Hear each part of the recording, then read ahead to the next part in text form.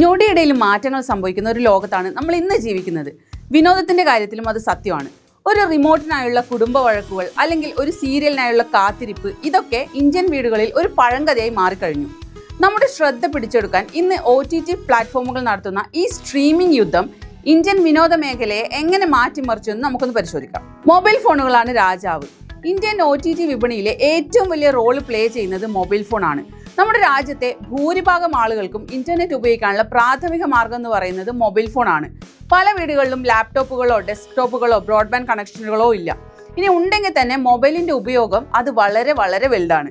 ഈ യാഥാർത്ഥ്യം മനസ്സിലാക്കിയാണ് Netflix, Amazon prime പോലെയുള്ള ആഗോള ഭീമന്മാർ പോലും കുറഞ്ഞ നിരക്കിലുള്ള മൊബൈൽ ഓൺലി പ്ലാനുകൾ അവതരിപ്പിച്ചത്.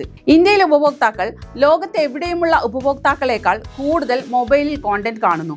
ഇത് വലിയ സ്ക്രീൻ എന്ന സങ്കല്പത്തെ മാറ്റിമറിച്ച് എപ്പോഴും കാണാൻ സാധിക്കുന്ന സൗകര്യം എന്നതിലേക്ക് ശ്രദ്ധ മാറ്റി. പ്രാദേശിക കോണ്ടന്റുകളുടെ ആധിപത്യമാണ് അടുത്തത്.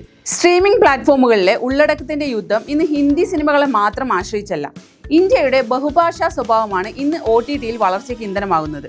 കണക്കുകൾ പ്രകാരം ഇന്ത്യൻ OTT ഉപഭോക്താക്കൾക്കിടയിൽ പ്രാദേശിക ഭാഷാ കോണ്ടന്റുകൾ കാണുന്നവരുടെ എണ്ണം വർദ്ധിച്ചു വരികയാണ്. അതായത് മലയാളം, തമിഴ്, തെലുങ്ക്, കന്നഡ തുടങ്ങിയ ഭാഷകളിലെ കോണ്ടന്റുകളുടെ ഉപഭോഗം അതിവേഗം വളരുകയാണ്. പ്രാദേശിക പ്ലാറ്റ്ഫോമുകൾ വലിയ വിജയങ്ങൾ നേടുന്നതും ഇതിന് തെളിവാണ്. ഡബ്ബിങ്ങും സബ് ടൈറ്റിലുകളും കാരണം ഒരു ഭാഷയിലെ മികച്ച കഥകൾ രാജ്യമെമ്പാടും സ്വീകരിക്കപ്പെടുന്നു.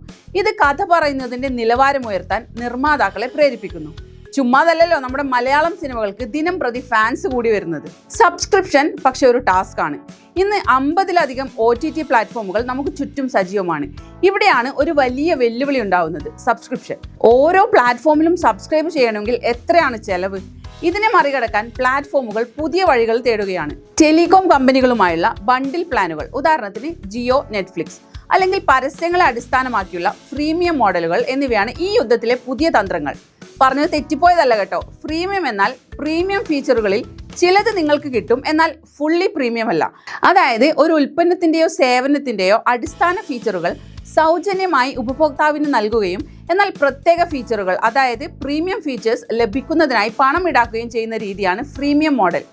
ലൈവ് സ്പോർട്സ് ഇവന്റുകൾ ഇപ്പോഴും വരിക്കാരെ കൂട്ടാനുള്ള ഏറ്റവും വലിയ ഹുക്കായി നിലനിൽക്കുന്നു. ഇന്ത്യൻ വിനോദരംഗം ഒരു പരിവർത്തന ഘട്ടത്തിലാണ്. പ്രേക്ഷകർക്ക് എണ്ണമില്ലാത്തത്ര ചോയ്സുകൾ ലഭിക്കുന്നുണ്ട്. പ്രാദേശിക കഥകൾക്ക് ആഗോള ശ്രദ്ധ നേടാൻ സാധിക്കുന്നു. നിലവിൽ മൊത്തം OTT വരുമാനത്തിന്റെ വലിയൊരു പങ്ക് നേടിത്തരുന്നത് പരസ്യങ്ങളാണ്. ഭാവിയിൽ കൂടുതൽ മെർജിങ്ങും കൂടുതൽ പ്രാദേശിക ഉള്ളടക്ക നിർമ്മാണവും ഉപഭോക്താവിന് താങ്ങാൻ കഴിയുന്ന പുതിയ വിലനിർണ്ണയ രീതികളും നമ്മൾ കാണും. അവസാനം ഈ സ്ട്രീമിംഗ് യുദ്ധത്തിൽ വിജയിക്കുന്നത് നല്ല കഥകൾ പറയുന്ന പ്ലാറ്റ്ഫോമുകൾ മാത്രമായിരിക്കും.